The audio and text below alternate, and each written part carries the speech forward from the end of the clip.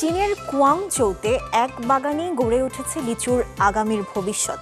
এটি বিশ্বের বৃহত্তম লিচু জিন ব্যাংক হিসেবে পরিচিত, যেখানে সংরক্ষিত আছে প্রায় ৮০০ জাতের লিচু এবং তৈরি হয়েছে লিচু লঙ্গান হাইব্রিড সহ বিরল সব জাত।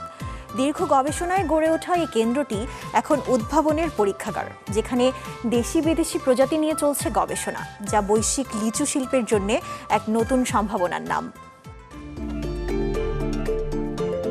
গ্রীষ্মের ভোর চীনের কুয়াংচৌর এক ব্যস্ত এই বাণিজ্যিক এলাকায় হঠাৎ চোখে পড়বে সবুজে ঘেরা বিশাল বাগান।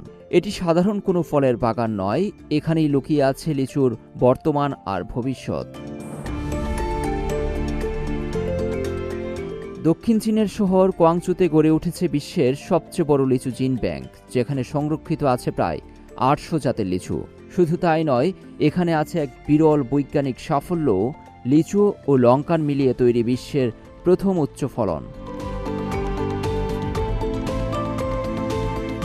গ্রীষ্মের মৌসুমে বাজারে যখন লিচুর আগমন শুরু হয়, তখন এর পেছনে আছে দীর্ঘ গবেষণা ও উদ্ভাবনের ইতিহাস।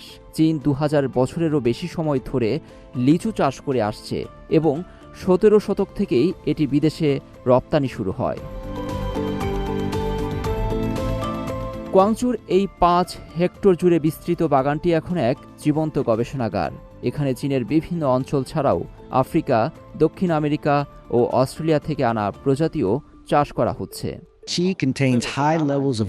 আমরা মাদাগাস্কার থেকে আনা একটি প্রজাতি সংরক্ষণ করছি এবং এর মাধ্যমে কাঙ্ক্ষিত বৈশিষ্ট্য ভবিষ্যৎ প্রজন্মে পৌঁছে দিচ্ছি।